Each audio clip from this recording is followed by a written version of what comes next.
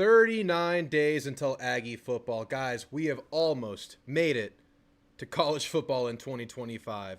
And it's the time of year where you get real excited about things, especially now that we're talking bold predictions. We're letting our imaginations run wild because it's still July, but we're oh so close, and there's a world full of possibilities ahead of us.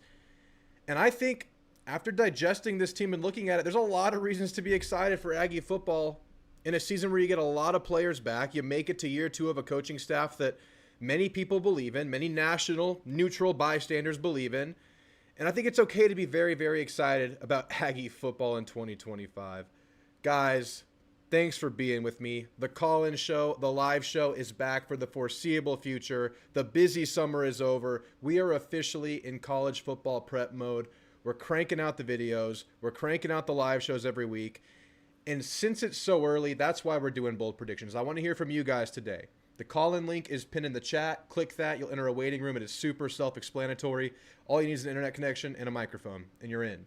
But I'm going to hear bold predictions from you guys. A lot of you have already submitted. We've gotten so many bold predictions because that's the fun thing to do this time of year. If you've already submitted a bold prediction, but you don't want to chime in, just give me your general feel for Aggie football this year. Just tell me how you're feeling. Like I said, and maybe like you're seeing me get at over these last couple of videos, I overall feel cautiously optimistic. Isn't that the case every year?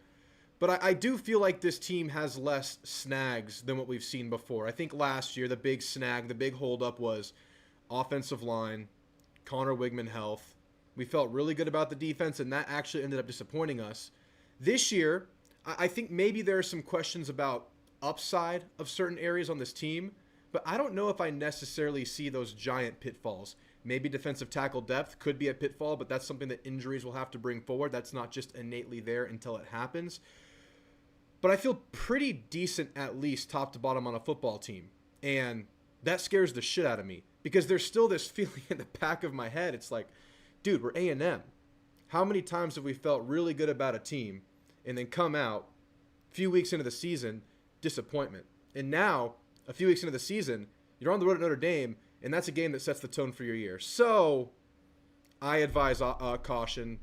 I advise being even-keeled as you possibly can, but to acknowledge that there are some very exciting things about this team, not limited to what could be a very elite running game. A lot of the bold predictions, I would say over 30% of the bold predictions that I received out of maybe the 100 that I've gotten now were about the running game. Mostly around Le'Veon Moss, some around the offensive line, some about multiple running backs having sensational years. And that is absolutely on the table. It's a reason to be excited about a football team. It's a stabilizing force when you have an offensive line like that. A lot about Marcel Reed, a lot of excitement for Marcel Reed, and I think that's rightfully so. I think maybe there are some detractors from Marcel. Guy needs to learn how to pass a lot better. This offense needs to really be built around the guy rather than kind of being piecemealed for him last year mid-season. But I think there's definitely some upside with Marcel. And that's why I put him toe-to-toe with some of the other quarterbacks in the league when you're kind of handicapping the season. I would maybe place Marcel above a Diego Pavia going into a year because I just think Marcel has some really good tools. But enough of that. I want to hear from you guys. Let's check in with the chat, guys. I see a lot of familiar faces here today. I see Jeb. I see Marcel Reed is king. Man, I hope he's king this year. If he's king, A&M will be king. He could really make this team go. Are we doing a ring dunk tonight? No, we're doing a ring dunk when we get to 3,000 subs, and we are currently only about 30 subs away from 3,000. So, guys, we're looking at a ring dunk potentially next week on this channel, and look out for my socials. Look out for the posts on this YouTube page. I'm going to do some giveaways. We're going to give away some merch. We're going to give away some big ticket items. I have one really big thing I want to give away to someone who submits, who enters the giveaway. It's going to be a lot of fun. And, of course, I'm going to ring dunk, and then we're going to take calls after that. And that'll be a really good kickoff, too. I think fall camp would be like the week after. So that'll be kind of a fall camp preview. Can't wait, man. We're right around the corner. And like I said, this team has some really exciting things going on. What is the call-in about, says Marcel Reed is king. The call-in is more bold predictions, or if you've already given one, give me your general feel about the football team. Oh, and by the way, I've been receiving a lot of bold predictions, but I haven't really given any of my bold predictions just yet. So today, I have 3 bold predictions I'm excited to present to you guys and see what you feel about them. Texas Outboard Jets, good to see you, my friend. I have done my best to stay checked out, but I am ready. My bold prediction is health. The guys stay healthy and be a great year. I've seen several bold predictions about health, and that is bold because we seem to have been cursed by lack of health in recent seasons. And I think the quarterback stuff, you can maybe look at an offensive line. You could look at a failed experiment of an offensive line coach in the previous regime. And maybe that's correlated to why you've had so many quarterback injuries. But last year it was Le'Veon and just a very unfortunate situation. An ambitious, decision not to step right out of bounds for Le'Veon Moss. You can't blame him. That's the way he plays. He welcomes contact. You would see an adjusted tackle in the new world of college football where you have to avoid targeting and hit low. And that cost Le'Veon Moss the last 3-4 games of the season. You got to avoid that kind of stuff if you want to play at the highest level. And I think A&M has a good amount of depth in most position groups this year. I think there are a couple areas you can never afford a top dog going down. But I think there's decent depth to go around on this team this year. But you never want to see it. And I would say that's pretty bold, man, given the recent history, Texas Outboard Jets. We are so back. Good to see you, Noble Guy. Hope to hear from you tonight if possible. I'll go ahead and do a couple of y'all's bold predictions here quickly, then I'll give you mine. I'm going to go through a few more, and then we'll get into calls. We'll do maybe 30 minutes before we get into calls today, if anybody's in the waiting room already. I see Marcel Reed is King already in there waiting. Noah Tuwavy, good to see you, my friend. 10-2 with a loss to Notre Dame and LSU. So you're saying we beat Texas to close the year out. And so obviously for bragging rights and for rivalry reasons, if you're going to look at the big three away games, which is Notre Dame, LSU, and Texas, and I should throw out that Arkansas and Missouri are legit games too, but those are your big three road games.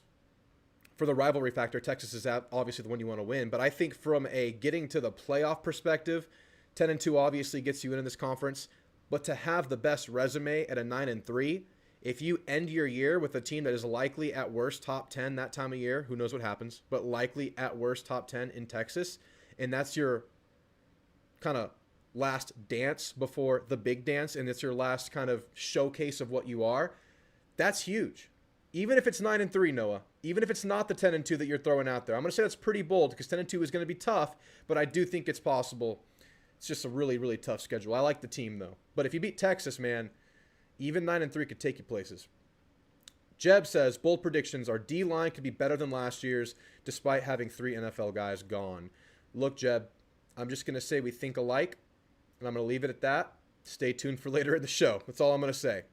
10-2, that is a good, bold prediction, man. And I think that is, if y'all watched my last video, I had them kind of in 3 tiers. I had reasonable boldness, which is like, it could happen. Then I had long shot, which is, it probably won't happen, but I'm not saying it's impossible. Then there's heroic, and it's like, it is probably not going to happen. I would call 10-2 on the kind of the more reasonable side of long shot, just kind of getting into that long shot territory. I would bet 10-2 is tough. It's probably not going to happen, but I can't say that that's not a possibility this year. I like the team. Shamar Stewart, breakout player of the year. That is heroic. We have stomped out that rumor. It's not happening. Shamar Stewart, don't get your hopes up. Not coming back. Confirmed. Damn it. I was getting real excited. I was going full conspiracy theorist with that one. I was looking at old videos of the weight room saying Shamar Stewart working out with the team this summer. I was all excited. But really just to see where that damn thing was going because it's such a crazy scenario, him in Cincinnati. Le'Veon Moss, Doak Walker. I think last year the Doak Walker had what was Genty's numbers? 2,600 yards rushing. That's rare. That probably won't happen this year. But to get Doak Walker, you really got to be the man, the show in a running back room, or at least be one of the very best teams in the country and be the lead back. Will Le'Veon Moss get the carries required to get into Doak Walker consideration this year? That would be my big question because no one questions Le'Veon's ability. It's just, I've been talking about this. This team wants to use multiple backs. If you remember last year, it was 3-4 consecutive plays max for running backs in this team last year. They kept guys fresh, and that's because you want fresh legs. You want to avoid injury, but now seasons can go 16 games deep easily. I mean, not easily, but it's very much on the table if you have those high aspirations that teams like A&M does. So I just don't see him getting the reps to get there. So I'm going to call that a pretty long shot. I'll call that on the upper end of long shot, but not impossible. He has the talent. Let's see who else is in here. Get someone new. Anyone else for the new CFB game? Of course we're playing it. Of course. We love it, man. Aaron, good to see you. Unrelated Aggie news, but I need to say it. Rest in peace, Ozzy. Rest in peace, Ozzy, indeed. I was never the biggest Black Sabbath fan, but I really, enjoyed the few songs that I knew, and I thought he was a great character to watch. So, rest in peace, Ozzy, indeed. Take the Texags prediction and subtract 2 wins. Stop, stop, stop. Fat Cheddar says 11-1, lost to Notre Dame. Ooh, so you're saying we fall in week 3 and we scrape ourselves up and run the damn table. That would be a historic season, but I gotta say that's pretty damn heroic. I would say that winning that Notre Dame game would give you the boost you really need if you're wanting to try to find a way to get to 11. You really want to win that one, but that's like Elko clearly coach of the year, A&M the story of the year. That's insane, Fat Cheddar, but I love it. I love it. Carl V. I can't shake that TU game last year, man. Klein and Reed scare me. Our defense was so close getting those turnovers. My bold prediction is Miles O'Neill has a coming out party. I'm calling that heroic because Marcel Reed has the job. Marcel Reed is quarterback 1 going into camp, and I don't think he is the kind of quarterback that has that really low floor that's going to warrant benching him, even if he doesn't take that leap we all hope he does. I just think this thing's going to be built for Marcel. This staff is not going to want to throw out a major system change that Miles O'Neill would be if they can help it. Now, the only way that happens is injury, in my opinion. Knock on wood. We're begging that doesn't happen. So I'm going to call that heroically bold, Carl V. That Texas game. I rewatched all the losses recently. I know. I'm an idiot. But that Texas game was by far the worst game for Klein and Reed. The play calling was bad. I don't know if that elite Texas defense got in our whole team's head. I don't know if we just lost trust in the passing game against that secondary. They were the best secondary in the conference. And then Marcel Reed made some really bad decisions. Thought that game started out really well until Marcel Reed had that just, big mistake of an interception. Yeah, that was the worst game. But the weird thing is that game was sandwiched by what I thought was Reed and Klein's best games in the Auburn and the bowl game. I thought that was when they were both at their best. Getting to that RPO bag, getting your playmakers involved, really targeting mismatches with that Noah Thomas in the USC game, getting guys like Bussey and Barber involved in the short game and run, getting tight ends involved. I really liked the look in the 2 games around that Texas game that was the worst game of the year. So really, really weird scenario. Build on the good, flush out the bad. But that's heroic. What it do, old Drew says, West Texas Aggie fan, good to see you, my friend. What it do, Drew says, Ted, good to see you, Ted. Noble says, I believe. A&M leads the country in rushing. I would say that's very long shotty, but if there's a team to do it in this conference, I think A&M is one of them. I mean, there are teams in the G5 ranks that are probably going to have a better path to do that, but with the defenses A&M will face. But I think A&M has the horses to be in that discussion going into a season at least.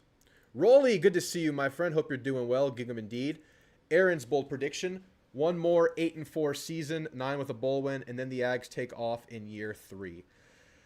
Ooh, if it's 8-4, I really hope we win that bowl game, and I really hope we get one of those 2 big road rivalries in LSU or Texas. That's the way you stomach the 8-4, and no one wants 8-4. But if you're not having the collapses you did versus Auburn, you're not having the second halves you had versus South Carolina, if you're not having the consistent tackling problems down the stretch of the season, and these losses are all competitive, then you stamp it in with a bowl game, you maximize talent returning. That would be the way you can stomach 8-4. But I'm only going that way where I have to stomach 8-4 if we're going 8-4. Going into a season, give me 10 wins, baby. Give me 10. Michael Hudson, realistic take. We finally have a consistent DB room that can match against larger receivers on the outside. And I think that's very realistic. I think you have some bruisers at safety in Dalton Brooks and Marcus Radcliffe. You have a guy that should be taken off and should be taking that next step in Bryce Anderson. Rough year last year. We found out he battled injury, and then moving back to safety from nickel wasn't his forte. You get Will Lee back, and that's a guy that could be in the league right now, could have been a late pick last draft, and he's trying to raise his draft stock. That's your guy that's going up against wide receiver 1. And that other corner spot, that's going to determine whether or not your take right there, Michael, comes true. Because you're going to go up against a team that has multiple strong receivers, multiple big receivers. And Des Ricks or Julio Humphrey, probably both in a rotational situation, are going to have to step up. And I talked about it recently that I think Des Ricks we all know he has room for improvement, but I think he will improve to what end? But I like it, man. I think that happens. I think this DB room is going to improve in a really, really significant way. But the level of that improvement is what's going to make this defense go, because you're obviously replacing a lot up front. Linebackers are back. They will stabilize this thing. But that DB unit has the most room for improvement. What happened to Micah Hudson? Pretty sure he's at Tech. Did Michael Hudson's name remind you of that like it did for me? I understand. Bold prediction. A&M has a 1,000-yard rusher and a 1,000-yard pass catcher this year. 1,000-yard rusher, pretty sure it's going to happen. The only way it doesn't happen is if they're super, super conservative with Le'Veon and they move this thing around and you get yourself like 2 800-yard rushers and like a 600-yard rusher, and then Marcel rushes for another 700.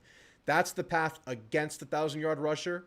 But if you can just replicate what Le'Veon did last year, you're obviously getting a 1,000-yard rusher if he's healthy. So that part, I would say, is reasonable. And then a 1,000-yard pass catcher. And if you're talking about a 1,000-yard pass catcher on this team this year, that's Casey Concepcion. And 1,000's a lot for an offense that needs to take a big step in the passing game. It's a lot. It's a lofty goal. But I can't say it's the biggest long shot with the character that is Casey Concepcion, the talent he brings, and if everything comes together for him at A&M. So I'm going to put those combined in the long shot category, but I think individually your two scenarios there aren't too big of a long shot, Rolly. What's the scoop on Donovan Green? He seemed like a diehard Aggie, and according to Brian Kelly, still speaks very highly of his time at A&M, and that's good to hear. He was asked this question at Media Days, and he called him a pleasant surprise in spring, coming back from those 2 years of coming back from the injury. Obviously, Donovan's, arc was messed up by that injury, and you wish the best for him, except for when he's playing A&M because he went to a rival. But I love that he speaks highly of his time at A&M, even to the LSU folk. I'll do a couple more. I think that's it. All right, guys. That's it for the bold predictions in the chat. I'll go through them one more time later in the show, but I'm going to be greedy now. I have 3 bold predictions of my own that I want to give out. Before we get into the calls, we have 2 people waiting, Marcel, Rita's King, and Theo in the waiting room for the calls. We'll get to you right after I give mine. 3 bold predictions. I'm going 2, 1 offense, 1 defense, and I'm going to give 1 kind of overall. Bold prediction 1. The wide receiver room steps up, and A&M will have 2 700-plus yard receivers in 2025. I'm going to call this, before I get into it, at the lower end of long shot. It's a long shot, but I think between Craver and Casey Concepcion are the 2 guys I think going into the year are the best bets there. I think maybe Bussy can creep up to that, but you'd be looking at all-purpose there if he breaks out like a lot of us think he can. But I'm looking at Casey and Craver. I think A&M, and a lot of people do, think A&M had an absolutely stellar haul in the portal at receiver in that duo. I think they both have absolute big playability. Craver, one of the faster players on the team in the conference, one of the more solid freshmen last year, one of the highest yards per catch in the conference last year. I think the highest amongst freshmen maybe. And the 2 700-plus yard receivers, can y'all guess the last time it happened? I'm going to give you about 10 seconds. It's happened at A&M before. Guess the previous duo. It's within the last 10 years. Closer to the 10-year marker than recently. Josh Reynolds and Christian Kirk in 2016. It was like 1,000 and 900 between the two. Nobody even hit 700 last year. But I feel like 700 might be a lock for KC if he's healthy, man. Noah Thomas was like at 530 last year. I think KC is going to have a lot more opportunity than Noah with the running game, with the offensive line progression, getting into year 2 of this system, Marcel Reed progression. I think getting to 700 is a bet. Like that's probably going to happen if you're looking at KC. But Craver is the other one that has to hold up his end of the bargain here for this to hit. So 2 700-plus yards receivers. I'm calling that reasonably bold. There's a really good chance that happens, guys, and that's so exciting. But who's the third receiver that steps up? You're going to want a third and a fourth guy. I think 2 will emerge at the top, and those are the 2 I'm banking on. But the sleepers behind him is obviously Bussy, maybe Jerome Miles. No one talks about Jerome Miles. He's gone under the radar. Obviously, he's coming off of injury last year. He was able to run track in spring in high school. Should be getting on campus now, or is on campus now, getting ready to go for the first time in college action in this fall camp. Who knows what he brings? But I like ABR, and I really liked what we got from Isaiah Williams in the bowl game. All candidates, but obviously it's Casey and Craver at the top. Is that realistic? Is that reasonable to y'all? I'm calling it reasonable. Am I crazy? Yes. All right. Next bold prediction. This is the defensive side. And this one is a long shot. I'm going to tell you straight up. The pass rush explodes despite losing three defensive linemen to the NFL. More specifically, A&M increases their sack total by 20 in 2025. They only had 25 sacks last year. When you look at that, does that not blow your minds that A&M only had 25 sacks with the talent they had on that defensive line? I mean, some of that has to go on the secondary deficiencies you had, but a lot of that goes to just, a bad finish to the year, a bad tackling finish to the year. This team probably had like 7 more sacks in the chamber if they could just wrap quarterbacks up. And I know Lenore Seller's a freaky guy. That's a freak to bring down, but you had a couple sacks against him that you let go of. Could have gotten Peyton Thorne a couple times, specifically on that late fourth quarter drive. Peyton Thorne should have gone down. Freaking Quinn Ewers should have gone down early in that Texas game, and instead he goes slow motion for like a 40-yard rush. There needs to be better productivity from the defensive line this year. The secondary will help them out. Secondary improvement will give this defensive line a chance to get home. But I really like what this edge group brings this year. We've been talking about it. They can hit you in waves. Obviously, Cassius Howell is the big breakout candidate, right? We all know this. All he needs is opportunity. Opportunity he will have. But TJ Searcy and Deion Hayes are going to be impact transfer portal players. I will be putting out a newcomer video very soon, and you bet your ass TJ Searcy and Deion Hayes are making that top 10 or whatever number it is. They are going to be in the video. They're going to make my top 10 newcomer breakouts on the year. No one's talking about Marco Jones, and we just had a 6-sack spring game from him. I know it's a spring game, but he's freaky. Marco Jones will find playing time this year. He has to. And Rylan Kennedy is obviously going to step up. Rylan Kennedy is a guy that coaches have raved about. He played last year in this system with this team. And again, that back seven is just going to help this thing go. But to quantify the number, increasing by 20, getting to 45 sacks up from 25 last year, it seems like a big number. But you had 3 SEC teams with 40-plus sacks last year. You had a team with 52 sacks last year, Ole Miss. It's not impossible. And I'm calling it a long shot because it is such a jump. But I think this team can at least get to 40. It's on the table. Even that's kind of long shotty. But I think we're going to see a big jump in pass rush capabilities by the Texas A&M football team in 2025. But 20 is, I went a little crazy there, right? What do y'all think? I'll read your reactions in a second. And here's my last bold prediction. And this is one I've been talking about since the schedule came out last year. Texas A&M defends Kyle Field and goes 7-0 at home. And I'm going to call this one on the border between long shotty and kind of reasonable. I think it's right there on that border. The road schedule is obviously brutal. We talked about it at the top of the show. You got your big 3 road games, LSU, Notre Dame, Texas. And then you have Arkansas and Missouri, which I think are just brutal trap games that we need to really hold our breath for. But your 7 home games: UTSA, Utah State, Samford, Mississippi State. Maturity, take care of business, especially UTSA and Mississippi State. Especially Mississippi State. You should win those games. We shouldn't have a problem. Be mature. Be a veteran football team. Leave no doubt. Revenge games: South Carolina and Auburn. They stormed the field on us. They broke our hearts. They both kept us out of the SEC championship game. I know everyone talks about that Texas game keeping us out of the SEC championship game, but you win one of Auburn or South Carolina, you're in that damn thing, rematching Texas the week after you lose to them. That doesn't sit right with me. I hope it doesn't sit right with the team, and I have a feeling it doesn't. If you listen to our Marjay Reed Adams in the SEC media days, you know it doesn't sit right with him. That dude's a hoss. And then Florida. I think that's the toughest game coming to Kyle Field. However, they're coming at the end of a brutal 4-game stretch to Kyle Field. Before they come to Kyle, they play Miami on the road, LSU on the road, and then Texas at home. And then they play A&M.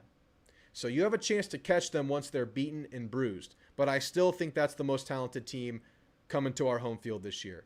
And if you want to take a step under Mike Elko in year 2, make Kyle Field an absolute graveyard. Be the Grim Reaper. No one comes out of Kyle Field alive in 2025. And those are my 3 bold predictions on the year. Let's see what you guys are saying before we get into the calls. Oh, come on. Mine is super bold. My double 700 is super bold. Jerome Miles finishing with 500. Annabelle Collins thinks my double 700 is reasonable. You know what? I think it's bold, but reasonably bold. I think it's in the reasonably bold category. I can't rule it out. I really like Craver, man. What he did as a freshman on a broken team that, in a year 1 full rebuild at Mississippi State. If that A&M offense and Reed takes that step, man. Oh, did Swope break the record? No. Maybe Swope did too.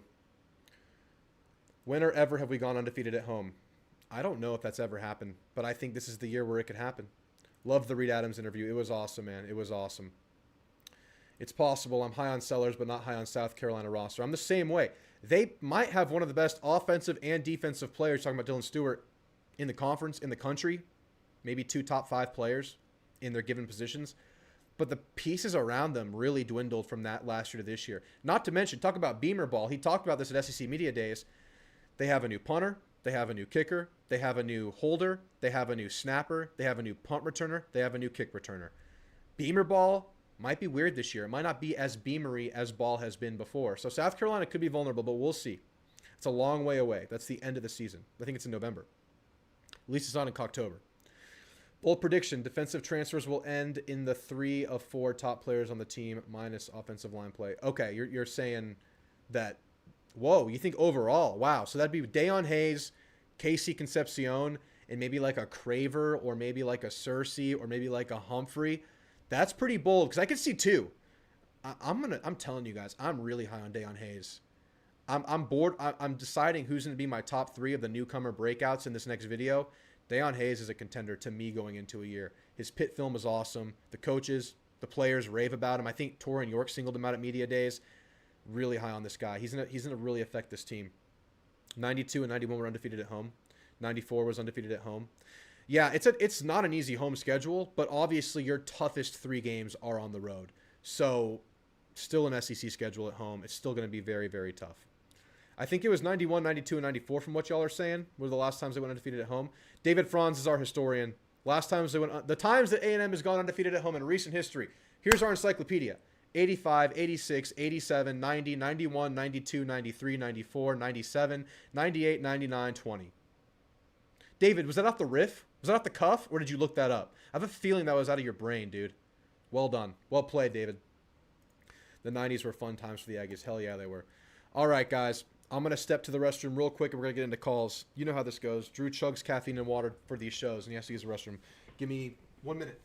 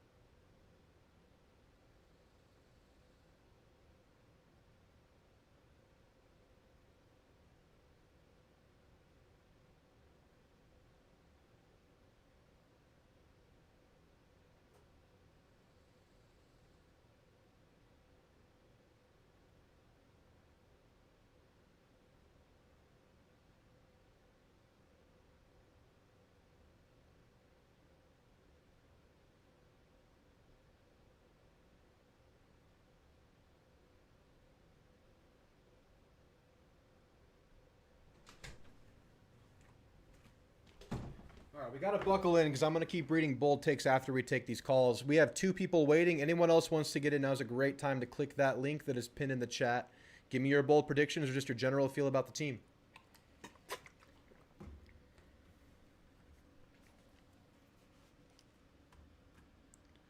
All right. Marcel Reed is king. You're on with Drew. How you feeling, my friend? What's up, man? How you doing, man? Doing good, man. What's going on? I think I saw that you gave a bold take about beating Notre Dame, but then stumbling to a team later. You want to elaborate on that? Oh, yeah, I know what you're talking about. So, the Notre Dame game is like a toss-up game, in my opinion. Mm-hmm. If we escape that game on the road, I think we lose to like Florida, maybe South Carolina again. We Yeah, lose a game that we shouldn't have lost. yeah, Talent wise, we're there. You know what I mean? yeah. But you know how we are with losing games that we shouldn't lose. Yeah, that's kind of what I'm banking on this year. I think for A&M to really take that step, let the Notre Dame, the LSU, and Texas games be what they are. But dude, just try to control the games you can control. Try to win the ones you're favorited in. I Exactly. mean, maybe lose. You're going to lose one of those. That happens in this conference. Everyone has talent, but yeah, man, I absolutely hear you. You got any other bold takes or feels on the season? I got a bold take. I think the receiving room is the best it's been since like 2016, maybe 2017. Yeah, yeah, I that think was that. Concepcion, Yeah, Concepcion is that's. a top 10 player in the country, a top receiver in the country. I mean, Um, everyone wanted him for a reason.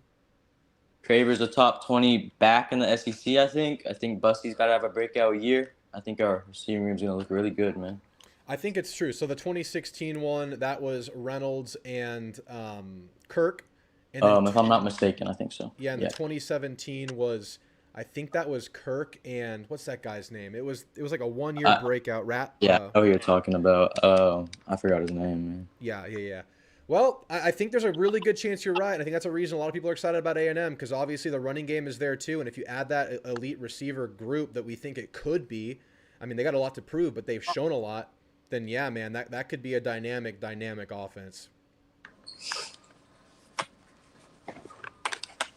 Anything else on your mind? I did agree with your D line take. Not as much sacks as you said. That's crazy, 45. But I think talent wise, last year they were probably better, but I think this year they work better together. They Yeah. got the chemistry. I think they'll do better than I think last they'll year. play better off of what's behind them because I think there's just so much ground to gain. I think the linebackers are going to be awesome. I think Yep, I I think agree. I think those two are going to be great, and we'll see. I think there's some good potential in the backup linebacker room, but that entire back seven should take a pretty palpable jump this year, and that's just going to help everyone out. And the defensive tackle we got from Iowa State, he's really good. Yeah, Like and he can pass rush, man. He's got some he's athleticism about him. super Onyedem, good. Yep. yeah, dude, it's going to be exciting. Well, all right, man. Any closing thoughts? No, that's it, man. I appreciate you though. All right, man. I love the bold takes. Have a good one, man. You too. All right, that was Marcel Reed as King, also known as Turd Ferguson. Theo, you're on with Drew. How you doing, my friend? I'm doing well, buddy. How are you? Doing great, man. I'm glad to be back talking to you. It seems like a tradition that's been reinstated. We're getting into football. I think that's what it means. Oh yeah, always. Uh, so how are you feeling about the season, man? How am I feeling? Well, I feel good about the team. I think I feel as good about the team as I felt since maybe 21. I felt pretty good coming off of 22. I mean, coming off of 2020. Um, but the schedule, it brings hurdles, man. There's some tough games out there on the road. And I think I need to make a video about this, but two games that really scare me are Arkansas and Missouri of all games. Because I messaged you about this. We talked about this. Those are Mm-hmm. games you have to win to get to where you want to go. And there's no two ways about that. You are more talented than Definitely. both of them, more so than Arkansas than Missouri. They will have a formidable team.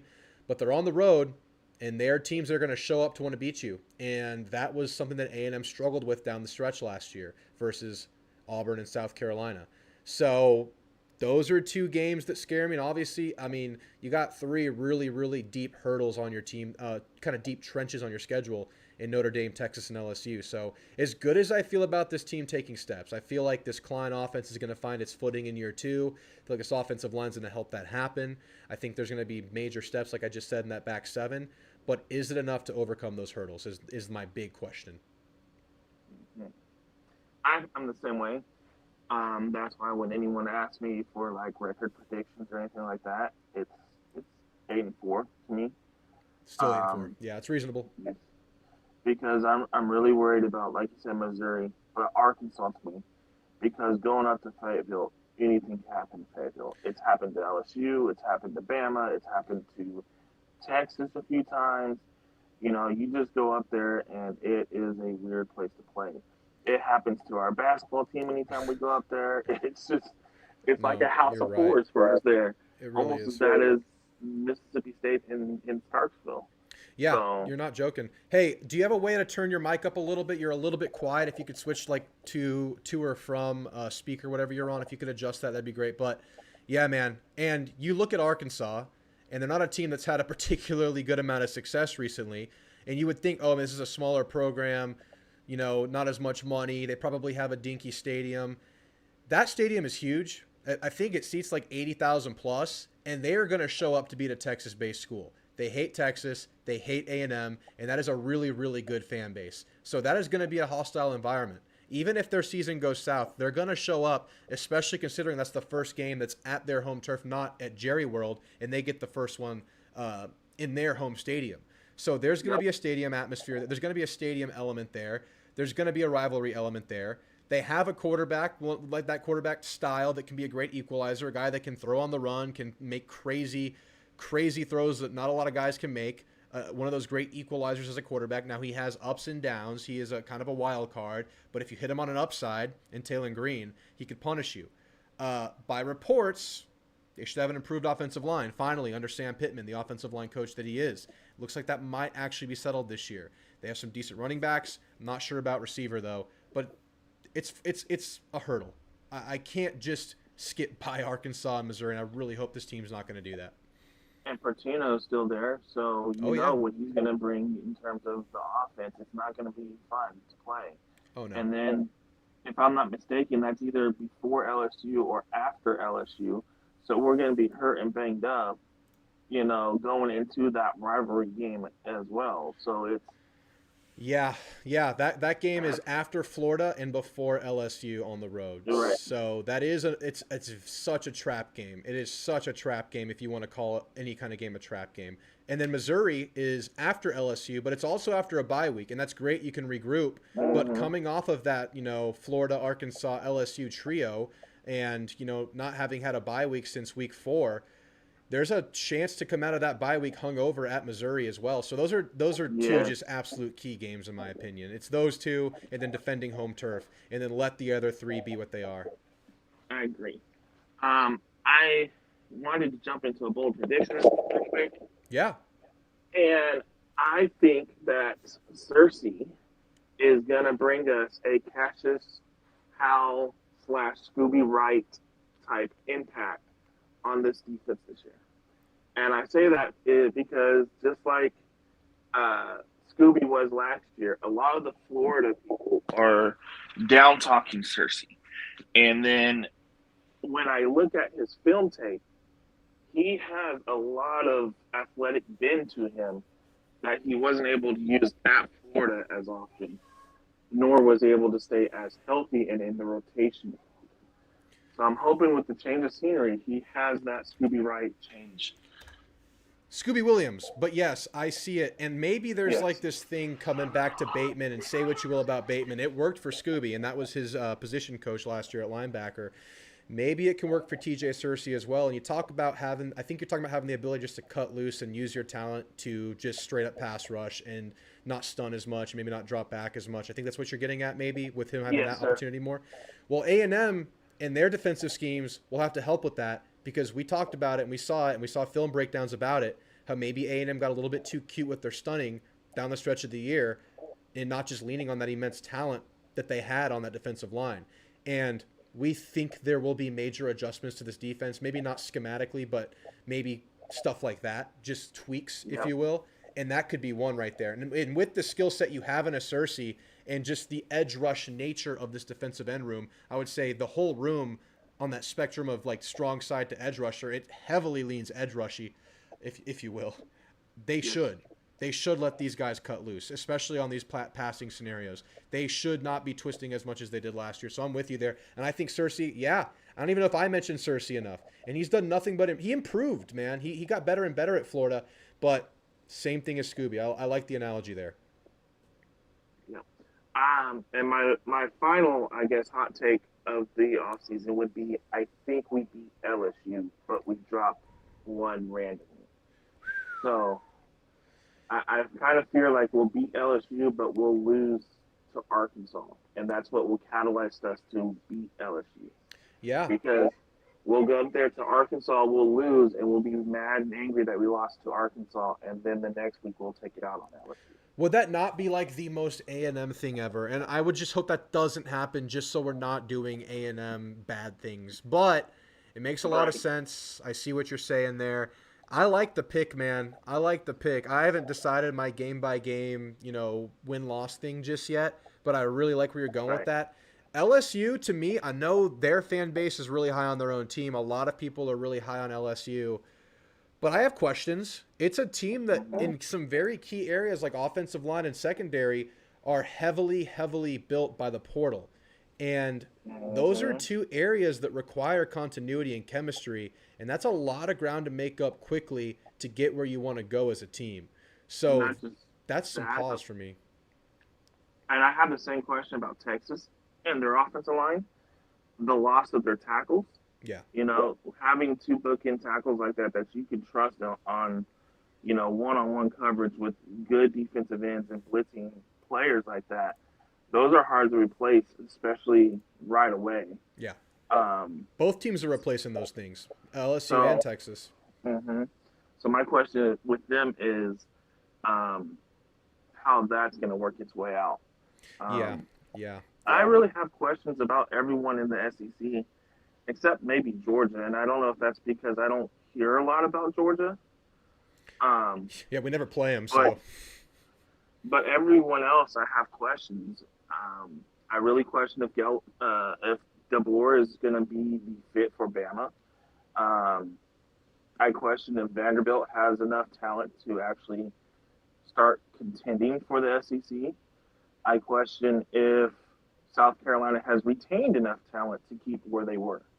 I question our defensive line. Are they going to be big enough to hold up down the end to stop the run? That's a good point. Late season defensive line against the run because you're shallow at D tackle, but hopefully by then some freshmen will have made themselves solid rotational players. But that's a really good point. I question Texas and how they're going to replace their defensive line. And also, how are they going to replace their offensive linemen that they lost to the draft? Yeah. I question how LSU is going to play with Nussberger. Is he going to be the Nussberger of the first half of the A&M game? Or is he going to be the Nussberger of the second half of the game and, say, the South Carolina game where he threw the game-ending pick but got bailed out? Yeah. Arkansas, who's the wide receivers? Who's the defense? Mm-hmm. Oklahoma, who is Mateer really that guy? Yeah. And what does Oklahoma have? We know they're usually stacked talent-wise, but are they stacked for more Big 12 play or are they stacked for SEC play? What the hell's going on with Missouri? I couldn't tell you. What's going on with Missouri? I know they picked up the ULM running back to fit their system pretty well. He's pretty good. But at the same time, their quarterback is who? Their wide receivers are who? Their cornerbacks are who? It's kind of questioning, like the whole SEC to me, I feel is going to be wide open this year, almost in a way that maybe a 9-3 or 8-4 team sneaks into the SEC title. And that would be kind of surprising. The 8-4 part, you're going bold there, but I think 9-3 is on the table for sure. I think that's possible. My thing is, I can see a series of 3-loss SEC teams fighting at the top. Yeah. Because that's how even the SEC seems to be this year. Yeah. I can see a 3-loss Alabama going, hey, wait a minute. We beat, whoever we played in week 1 or 2, or wherever they're going for their marquee game, but then dropping to Florida. Don't they play Florida this year? Or something like that? Yeah. So, that kind of stuff can happen. And to me, if you can survive the SEC with 2 losses, I think you're going to have a good shot at making it to the championship. I agree with you, man. And you may get lucky if you have 3 in the SEC. It's just that type of year this year. Yep, I agree. And that's why the Notre Dame game isn't must-win, because I think you still have the 2 that you can lose in conference. But that Notre Dame game can give you such a big boost for the rest of the year, and especially considering the way the schedule lines up right after Notre Dame. You play Notre Dame on the road. You find a way to win it. You get a bye week. You can relax. You can recover. And then you get Auburn, Mississippi State, and Florida all at home. Go defend home turf. I like that lineup, especially if you beat Notre Dame. But if you lose, Agreed. that's a pressure-packed 3-game homestand. So it's a big difference there. But again, the loss alone in terms of just record and placement doesn't screw you. But anyway, man, I like where you went with it. I agree. I think two losses are okay. I got one question for you in the chat, and it's going to take me a minute to go back and look at what the chat says here. But when does Elko's honeymoon end? I remember it being asked of Lucci just recently, and typically it would be year 3, the end of year 3, the year of N4. Okay. With the invent of NIL and the transfer portal, does he only get to the end of 2 years? Or do we allow him to actually have his first full recruiting class that he's not behind on, as he spoke at the THSCA yesterday about, Yeah. and have a third year as that, okay, this year is the year you got to prove it? Yeah. Well, honeymoon phase is an interesting one because when I think of honeymoon phase, I think of leeway and just kind of overall buy-in. And I think I wouldn't put a timestamp on that. I would put just success or lack of success as kind of your indicator of when that honeymoon phase ends. Obviously, we're still in that because you went 8-5 last year. You had a late season collapse, but you recruit really well. You had a really good stretch in that season. You were 1 game away from the SEC title, and it was a year 1. So we're obviously mostly still on board with Elko now. And I would say even with a loss against Notre Dame, we're still on board. But I would say that honeymoon, sunshine and rainbowy feeling would go away if you lose to Notre Dame and then you drop one of the next 3. Then some eyebrows are going to raise. Then people are going to get uncomfortable. I'm not saying it's the right or wrong thing to do. It could happen. But I think at that point, the feeling will change towards the program. So if you lose to Notre Dame, you really want to win those next 3. Or if you beat Notre Dame, you're feeling great. And this honeymoon phase could go for the whole year. I mean, you bought yourself some time there, and you've proven that you're a really good football team. So I would put it in terms of kind of losing 2 games early in the season. You lose 2 games in the first half, things might start feeling a little bit different. But then you still have a chance to rebound from there. It's not the end of the world, but that's just how the feel would go. But all right, Theo, I like your scenarios. I like your questions. You have a good one. I'm sure we'll talk soon. You too, man. Be safe. All right, let's catch up with the chat real quick, and I'll get back into the calls with Noble Guy and JT Man. J. Paul says, "Y'all ready for some real bowl talk? I don't think Marcel finishes the year, and it won't because of injury. It'll be because of performance." I've been saying I disagree with that take, but it is bold. It's very bold. I'll give you that. If you're going bold takes, that is a bold one. I disagree because I think Marcel is a high floor player. I don't think he's the kind of guy that can really tank your year because he always has this ability to play short game or run the football, and you can always just, use that as your fallback. So you always have some utility with a guy like Marcel. It's just the down the field passing and the pocket decision making that needs to improve. And you can play around that if you have to. Now, for this team to hit its upside, you got to have it all, at least to some degree. But I really don't see them just benching Marcel. I don't think they want to have that instability, and it would have to be major, major disaster. If that's what you're predicting, that is very, very bold. So I'd put that in long shot category, J. Paul. His recruiting will extend the so-called honeymoon. Yeah, it's really good. It's ramping up. It's ramped up this season. That would be a disaster. Yes, that would mean A&M is like a 7-win team this year, in my opinion. That's what we're talking about. And yeah, because not only are you missing on a quarterback, you're having a sharp system change for whichever the backups you put in.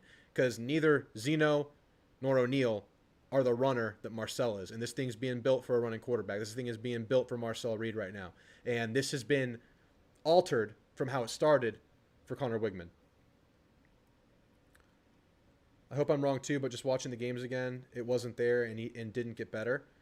I thought he had his best 2 games of the year against Auburn and South Carolina, both in which he led late game touchdown drives.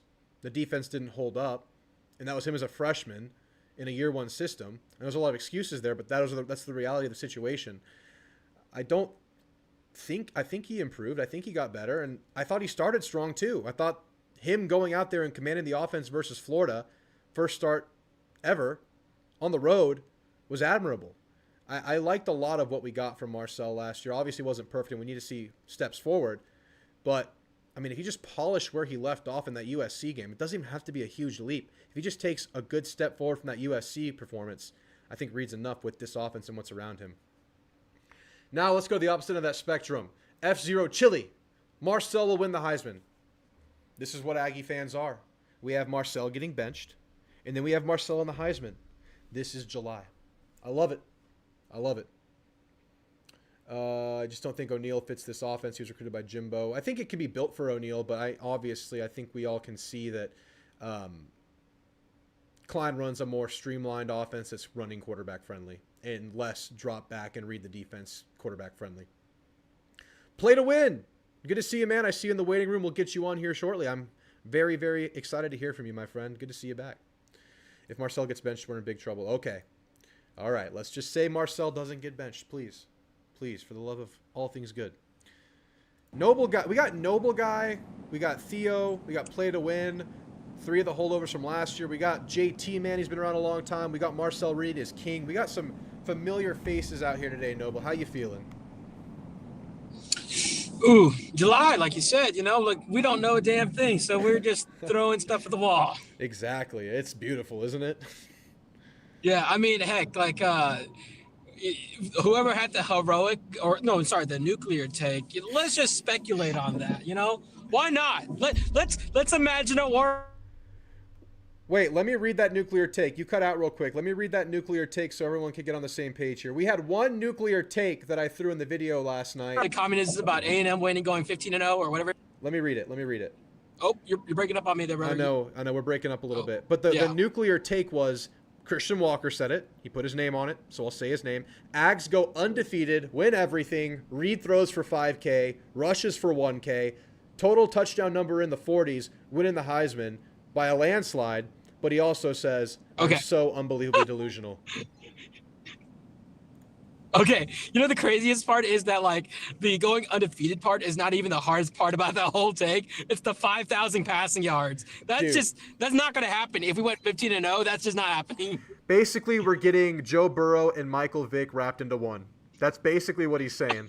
And he's carrying us to the championship. Literally video game numbers. Literally. That's even hard to do in a video game. I couldn't do that in a video game. Yeah, no kidding. Yeah, I've been playing freaking Road to Glory, and that dude just battling against like the FCS schools is a battle. I know, right? I know. I mean, I'm going to get damn hurt before I get to 5,000 yards. Everyone gets hurt in the game. But man, that was nuclear.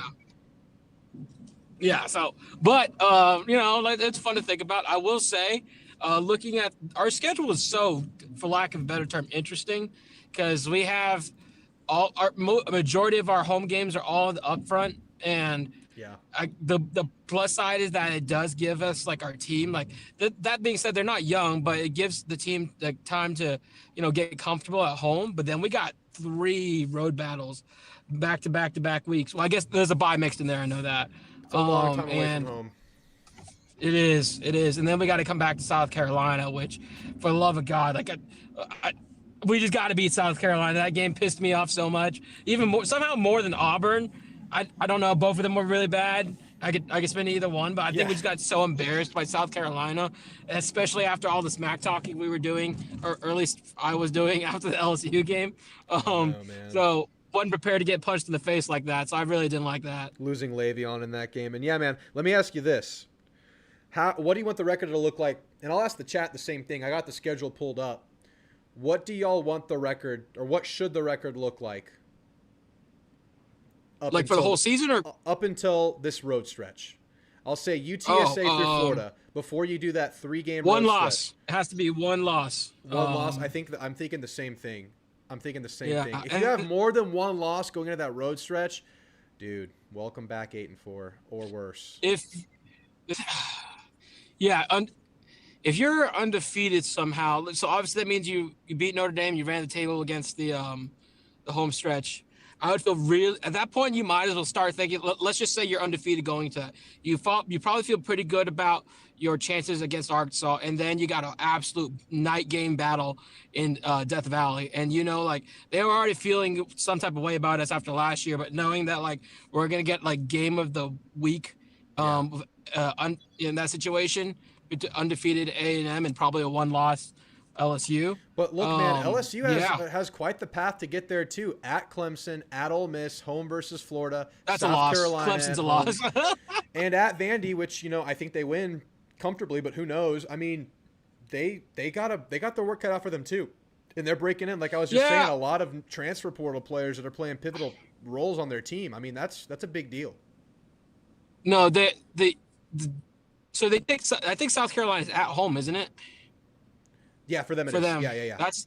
Yeah. That's why I think it might be. I think it's like pretty even teams for the most part. LSU might have an edge, and then the fact they're at home is definitely going to give them. I think that's going to give them the edge over. I just think because that's probably going to be a night game. Like LSU at night is just going to be so tough. Let's just have LSU and A&M with 2 combined losses, 1 each, going into that game. Let's just make it happen. Why not? Yeah. How about we just say like LSU has both those losses while we're at it? Sure, have them reeling, but they'll also be desperate. So who knows? That's a tough place to play. It's true, man. yeah. But that's the thing. Like that's my point. Is like LSU could have 2 losses, A&M could have none, and still be terrified of that situation. Rolly says you have to be 5-1 or undefeated going into Arkansas. John Proney says 1 loss. Marcel Ritas King says it should look 6-0. If it's 6-0, man, we're on top of the world again. But now you're just trying to right the wrong from the year before and not having that late season collapse. Lil Shy and Annabelle Collins are both telling me that Florida scares them. I will try to put you at ease, but I don't want to look past Florida. It's the best team, I think, talent-wise, you have coming to Kyle Field in the season. But I'm going to show you, Exhibit A, not Roback, Florida's football schedule. Before this A&M game right here, at LSU, at Miami, bye week, home versus Texas, then they play A&M. That's a hell of a stretch, man. I will say this: we can thank the Longhorns. They are going to, pardon the French, blow their load against Texas at home in the swamp. And regardless of whether they win or lose, they're going to be exhausted after that battle. And then they got to come to us. I feel pretty good about the schedule dynamic of that. Agreed about the most talented, but then also like Billy Napier is just like a find a way to lose kind of guy. Yeah, but then he always wins when he's not supposed to. Well, I say DJ Lagway won them a couple of games they weren't supposed to. That's win. true. That's fair. That's fair. Yeah. So that's the biggest difference. And he is definitely a monster. He'll be well seasoned by the time he gets to Kyle Field. But I think Kyle. That's probably going to be LSU Florida. Who's at home in that one? I think it's at LSU. So at LSU, at Miami, back to back. Then they get their bye. Then they're Texas. So they're nothing lets up, man, until they get past A&M. No, that's punch in the face. That's a hell of a stretch. Then the scary side of that is if they find a way to win 1 or 2 of those games and they have to hold serve and A&M becomes a must win and they're feeling good, like they find a way to upset Texas at home, which is possible, very possible. A lot of people are picking that game for Florida. Getting the Longhorns at home, they come in confident. Very scary game. Very scary game. I think A&M will probably be a one-loss team regardless of whether they win or lose that one, because if they lose that one, they'll be desperate to try to make up for it. They can't go 0-2 against the Texas schools. Is probably their headset or mindset will be. Yeah. So I think regardless, Florida's just kind of screwed from that point. There's obviously their inherent talent, which will really carry the day for them in most in whatever wins they manage to find. Yeah. I think it's going to come down to Billy Napier. Like they had a shot against Tennessee last year, and then it was just atrocious in how they played at the end to give that game away to Tennessee. Who, that's Tennessee's going to be another team to talk about this year. Yeah. Jay Paul says they totally misplay DJ. They're asking the dude to win Super Bowl every play, just elite reads, anticipatory throws, all that stuff. Also, would love to see DJ and Maroon. Also, there is an injury factor with DJ Lagway. I was listening to some Florida guys talk about it, how he has just this shoulder injury that's a total pain tolerance thing at this point that will likely eventually need to be surgically repaired. It kept him out of spring just to let it recover. And who knows what happens there. I know my brother, the Longhorn, is questioning whether or not Lagway's going to be playing by the time they even get to that Texas game. Now, I wouldn't go that far, Oh, but it's wow. definitely something to watch. It's definitely a factor for DJ Lagway that I think some are thinking about, I mean, but who knows if it comes up. if he's, I mean, I don't know about getting to Texas, but getting out of Texas, well, Sure. I mean, just because Texas is going to have a good pass rushers, defense, yeah. like Lagway's going to be battling for his life in that one. And like, if he plays at Cal Field, he's going to be banged up. Like, that wear and tear system is going to be real for him. Oh, yeah. Oh, yeah, it is. It's going to be the real deal. All right, Noble Guy, I'm going to get you out here. I got a few calls stacked up. It was good to hear from you, and I'm sure we'll talk soon. Yes, sir. All right. Gigamags. Gig 'em. Later, man. All right, that was Noble Guy. We'll move things right around to JT, man. How you feeling tonight, man? You got some bold takes for us? Yeah, good. Can you hear me all right? Got you loud and clear. Good stuff. So the only bold prediction that I have really is that Drinkowitz at Missouri is on the hot seat more so than Billy Napier next year. Whoa. He's stringing together two or three 9-3 win seasons in a row. And that Missouri fan base is going to be expecting a lot. And I just, like, was it 2 callers ago or was it Noble Guy that was saying, we don't know it. No, it was 2 callers ago. Didn't know what was going on or very quiet in Mizzou. And I really think that's the case. I think that they're going to go maybe 7-5, have a really quiet year. That quarterback, Prbula, not going to cut it for him. So I think there are going to be more calls for Drinkwitz's job than Napier's job just because of their schedule. that is very bold, but you're right. If they go 7-5 with this schedule, and after the steps they feel like they may have taken, but it is kind of plateaued, that would be a major step back and a loss of confidence because they have the manageable schedule of all manageable schedules. All their toughest games, their 3 hardest games, are at home. They get Bama at home, A&M at home, South Carolina at home. You lose those 3, they're fine if they win out. But if they start dropping more than that, with what everyone points and laughs at them for being a really easy schedule, I don't know, man. I don't know if it takes them right to the hot seat because I feel like Missouri is happy to be relevant, but to take a step back with this schedule would be... It's the drama. It's the drama for me, right? The blanket, the talking, hyping up the team all the time. He's one of those coaches that Elko doesn't call out. You know what I mean? Yeah, right. So. All right, let's see how he did recently. Last year, I think he got to 10. Yeah, he got to 10 with a bowl game, which is good, really good. But then 2023 was obviously the big year where they beat Ohio State in the bowl game. Those are 2 really, really strong seasons. But you're right, a step back. They're going to – I mean, I don't think he'd be like literally on the hot seat, but it would be uncomfortable. It would be uncomfortable if they take a big step back with this schedule. For sure. And then my second thing. So, I was just daydreaming of Edgerrin Cooper the other day. Oh, man. Torian York's always been a cerebral player, best player on the team, captain, everything like that. Yeah. Does our linebacker core have what it takes to take the next step as far as elevating the defense? Because, Scooby played great. Why am I blanking on our third string? Sanford, yes. He's great as well, right? But I'm expecting Scooby to take a Edgerrin Cooper-esque type of mindset to it because even when York was a freshman, right, he was the more cerebral player, filled the gaps, did everything that Edge took the people from. And so we just need a big-bodied, big cojones type linebacker that fills those gaps and is the presence that Edgerrin Cooper was. I don't think that we can get far without it. Even though our defensive back is great, even though we replaced, the front with Cersei and Cassius Howell and all the other guys, I really think that the linebacker play in those 10, 15-yard zone reads are going to make or break the season once more. Well, I'll tell you this. If that's what we're saying that could determine this defense success, I would feel good about it because what I saw last year was a major adjustment for Torian York not playing next to the guy, Edgerrin Cooper, because Edgerrin Cooper filled in every gap in Torian York's game. Torian York brought the they were a great duo. Torian York brought the cerebral aspect. He called plays as a freshman. He took that off of Cooper's shoulders. And Cooper was able to pin his ears back and play ball. And that benefited both of them. You go into the next year. There was an adjustment period because we heard a lot of gripes. There were a lot of reasonable gripes about Torian York early in the 2024 season. But as that year went on, and as Scooby Williams got better and better over that year, we started not necessarily being as high on York as we were before, but those gripes, if you didn't notice, started going away because they started playing together a lot better. And I think that is finally going to culminate in a really successful 1-2 punch at linebacker this year. I am extremely bullish on this linebacker duo. I think not only that, Scooby getting healthy because we found out he played with a torn meniscus.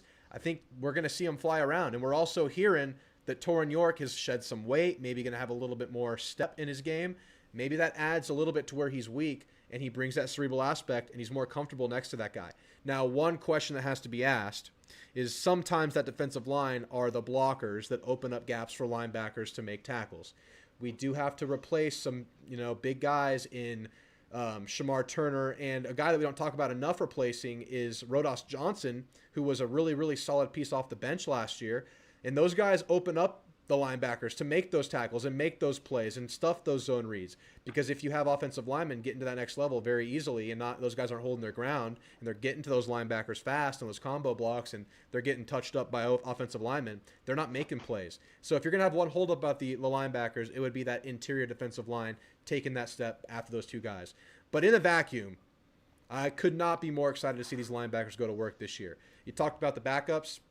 I think Sanford's going to take that step. I think he was in the right place a lot, but not necessarily making the right angle and missed some tackles. But he was a redshirt freshman in his first real action. I think he's going to take a step. And I've been saying for years, I really like Jernigan. I really like Lockhart based on their high school tape. I think this team and the staff really likes Noah Mikael. Those are some young guys that have to step up. But in kind of that fourth string role, I think that's a reasonable expectation for at least one of those three to step up and have a big year. So linebacker, if that's your holdup, I'm here to say I feel good about it. Good stuff. Okay, one last thing. I know you got a lot of callers, but the final nuclear prediction for me. All right, let's go. We go and we break the home winning streak at LSU by pulling a Max Johnson. Reed is going to throw a ball 50-plus yards down the field. Well, the catch is going to go 50 yards downfield, and it will either put us in field goal range or get a touchdown. We're going to beat LSU on the last or second to last play of the game. And Nuss will finish the year in the Heisman race. Wow. So LSU will have a really good year, but A&M will still find a way to win on the road. Is that what you're telling me? Yes, sir. Dang, man. I really like it. Y'all are tempting me to make that pick prediction, too. Y'all are really tempting me. That's 2 picks against LSU today. And you know what? I'm not even going to call that nuclear. I think the specific scenario might be nuclear. Yeah. The scenario was the one thing. That's a long shot, but maybe. But I think beating LSU on the road, I would call it somewhat of a long shot, but definitely not nuclear, definitely not heroic. But I like it a lot, man. You've made me stop and think a little bit more about this LSU prediction. We'll see what happens there. Appreciate the call, JT, man. You have a good one. Thanks, you too. Bye. Later. All right, check in with the chat real quick, and we'll get in with Play to Win, who's back after the offseason. Can't wait to talk to him, see what you guys are saying. We're going to lose a trap game to Mizzou. Yeah, that's I'm like I said, I'm planning my win-loss projection game by game, and there's not too much skill in that because it's preseason. Teams are going to do things that you don't expect. Teams are going to play less than what you expect. It's really hard to do that before you see the team. It's much easier just to predict a record, and right now I'm 9-3. But to go game by game is tough. But I definitely can see a trap game getting us Arkansas and Missouri. Marcel Reed is king. I don't think Lagway finishes the season. If that's a bold take, Rolly, and I hate to say this, because it's fun to watch DJ Lagway play, I would just call that reasonably bold. I think there's a world where it doesn't work out for him because of that injury concern. Apparently, he is probably going to need surgery to address it, but we'll see, man. I honestly hope he does finish the season, though. Yeah, for the reasons I just said. Yeah. Texas in the swamp is going to be fun. Hell yeah, it is. Hot take, Reed is a top 6 quarterback in the SEC right now. Ooh. I like it. I think I project him to be a top 6 by the time the season's over. I actually have him number 6 going into the year, so I guess I'm with you. That shoulder can be troublesome. Yeah, agreed. Stephen McGee had shoulder problems at A&M and it affected him. Yep. I think BK will be fighting for his job week 8. It's so crazy to me because I'm about to make my LSU scouting report video, and I'm really going to dig into how these LSU fans feel about BK. Because I know at LSU, the expectation is every coach wins, right? It went from Saban to Miles to Ed Orgeron. And I don't think many people call Les Miles and Ed Orgeron particularly high-level coaches, and they still win just because they recruit the boot so well. They get all the talent they could ever need, and they usually find solid coordinators. But there's some chatter about this BK hot seat thing, but they're still winning 9-10 games. They're right there. They're right there with the talent they need. I don't know, man. The hot seat thing is a weird conversation for me about LSU, but there's a lot of smoke about it, man, and what you're saying could very well be true, J. Paul. It's tough to me because, like, I'm happy if I'm getting to that 10-win marker year on year. Like, keep this coach. We're right there. The Ryan Day thing that just happened. I know Mark Richt never got over that hump.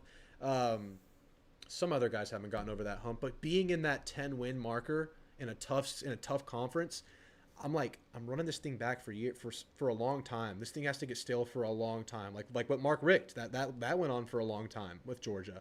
So that's me.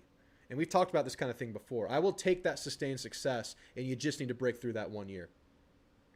Drink has a couple 10-win seasons. Yeah, I think he has a long leash, but I do hear what he's saying. If they have a disaster year this year with this schedule, that would be a tough look. It's still relatively secure. LSU can't afford the buyout. True, and now with, revenue sharing plus NIL, it's like you really want to hold on to your guys because you can't afford that buyout. Another 6-6 season. He's getting fired for Pittman. Yeah, I think you're talking about Pittman there. What keeps Pittman's job? 7 wins? I think it's like they want him out kind of at this point, but who knows? I like him. I like him a lot as a person. Oh, man. LB depth could be an issue. Look, there's a lot to prove in there, but I like at least the high school tape of what we have in that trio that I mentioned. I really like the high school tape, but it has to be on the college field, obviously. But I'm excited because it's like as long as no one gets hurt, they're going to be eased into this thing, Jay. So that's good for a young guy to get into this game. I wasn't super big on Rodas Johnson. He was okay as expected. I thought he had some good stuff off the bench for a 4th-string defensive lineman. Veteran, had a few sacks, had a few big plays. I feel like it was just like he never hurt you, and that's what you want from your 4th-string defensive tackle. Yeah, I just mentioned that, David. I'm excited to see him. I'm excited to see him a lot. Lockhart will get some playing time. I think Jernigan has a chance to turn that page too. They're going to fight for it. Noah Mikael, highest ceiling. I can see that. This staff really likes him. I like all 3 of them, guys. I like all 3 of those deeper linebackers. Max Johnson ruined my life that game. Wasn't there a push-off? There was some bullshit, right? I vividly remember there being some bullshit. 2021, right? I remember something. Noah will probably get playing time last half of the season if injuries happen. Yeah, he could. We're stacked with talent. I think we are. Some guys have to prove themselves, but I think we have a lot of depth. I mean, a lot of veteran talent play to win. I think we have a lot of veterans on this team. We beat Texas but lose to UTS. What are we doing? No. I mean, I guess I'd take it. Shit, no. I don't like talking like this, F-Zero Chili. Zach Levine, we keep Texas out of the playoff. That'd be beautiful. That Avens nuclear, that's supernova. He was supernova. What up, Matt? How you doing, man? We're doing hot takes for A&M. I really think LSU fans like BK. I think so, too. But there is a contingent that get antsy because they feel like they are able to win the championship any given year. And they haven't made the playoff yet. Since they won it. I bet Jeff Triller takes the Baylor job next year for another losing season. Jeff Triller's eventually going to move on to another Texas school, a bigger Texas school, you feel. He's been taking interviews. I bet we have 2,000-yard rushers and we have an 800-yard receiver. That's bold, Zach. That's bold, man.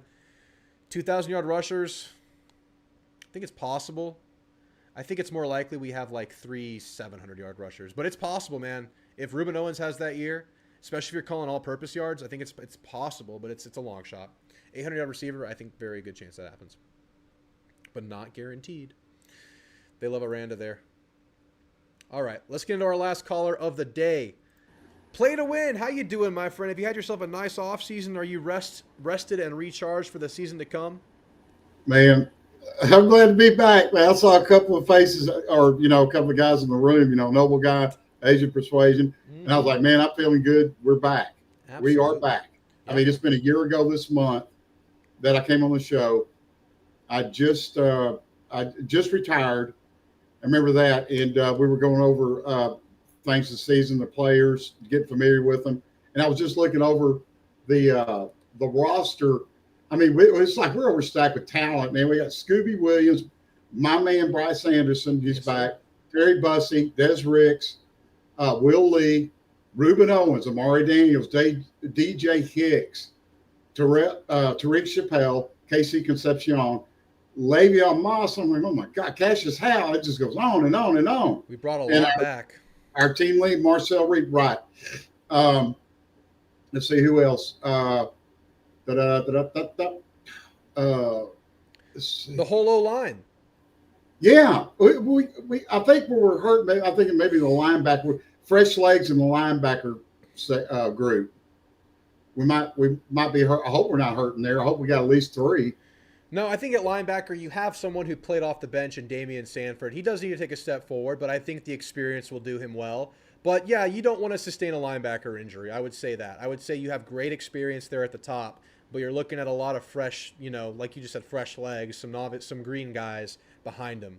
So you definitely want to work those guys in slowly, and I think they could be really good in that fourth linebacker role, easing into the game, getting ready for their bigger responsibilities they'll have in the future. But as it stands, without injuries, there's talent everywhere on this team. Yeah, well, it's like Reuben Owens. He goes out last year. I mean, that was the first injury. Oh my God! If we stay healthy, if everybody stays healthy, and it's tough. Look, man, it's a tough game out there. Oh yeah, playing college football, any football. I mean, I used to watch semi-pro football here locally. The Port Arthur Hurricanes. Yeah. And those guys were cracking pads out there, man. They are playing for real. And you just got to stay healthy. Play smart football, stay healthy. And I see us going all the way, probably definitely 9-3, maybe 10-2, winning the SEC. I'm going to go out that far. And whoa. Marcel Reed wins the Heisman Trophy. I'm coming in with 100% confidence. I love it, man. I love it. Look, nothing you're saying is impossible. That's a lot of things to go right. But look, this team, like you said, it does have talent. It just has to learn how to win those big games on the road. They just got to take that maturity step. And it is a mature team. And it's a team that has been there before and come up short. And they got to right the wrong. Trey Zoon, he's back. Some of the guys from last year, we have a lot of return guys. They're coming back. Reuben Fothery. Yep. Saw him say yes. Yeah. Let's see. I'm going through a bunch. I'm looking at the whole rosters, the whole list. Let's see, and that's about all the ones that. Anyway, we are stacked. We're overstacked with talent, Drew. I love it. I'm serious. I think we're overstacked with talent. But hey, bring it. They want to play for Mike Elko. I know. They saw what he did at Duke. They saw what he did last year. They saw the fast start we got off to, the games that Marcel had. Did you saw the game? I mean, it beat LSU, beat Florida. He comes in there and he looks like a pro football player. He looks like a pro quarterback. And we've got him in the backfield. We got a good tailback section group, and he's going to add to it. If he has to, he's going to run and he's going to go. And we're going to have some big games. Now, I hate to say this, but I'm pretty sure we're going to lose to Arkansas finally. And Fayetteville. No! Don't We got to go see them. They come to see us. Jerry World's over. So we got to go do what we got to do. In the other games that we're going to play, and it was like I think it was Noble guy was talking about South Carolina and that embarrassing loss. I know. It was even worse than any other loss I think that maybe we had last season. But we're going to come back out. We're going to have a great season. I cannot wait. I mean, I'm just glad we're back and we're having a live show, and it's time to go, man. We're here talking about it. That means it's about to happen. And right now, play to win. You have me ready to run through a brick wall. You got me believing right now. Yes. I want to beat Arkansas, though. I can't let them win. We cannot let Arkansas win. But that one's on my radar too. Who's the other? Well, the law of averages. I mean, we've beat them 10 years. Yeah. 10 years. And now we got to go. Okay, now we're going to our home field. You go to home field and play. We're going to Fayetteville, and I'm just saying it's over. Yeah, it's over. That's the one. It's a trap game. It's right before LSU. It's a trap game. Before LSU, go to the trap game. Probably going to lose it, maybe by a field goal. But I'll tell you what, they're out to get us. They're just waiting. Yeah, y'all come on up here. Come on. It's going to be hog wild. I know. They're going to want us. Those piggies are going to be up vicious. here in John Daly country. John Daly country. That's right. They're going to have beers ready for them there. They're going to be John Daly's be handing out beers. He's going to be out there. He's going to be handing out good boy vodkas. That's right. That's his drink, right? He's gonna pull up in his little golf cart, his little Dallas Cowboys themed golf cart, and whip out that front and start handing out little vodkas to everybody. Piggy's gonna be going hog wild.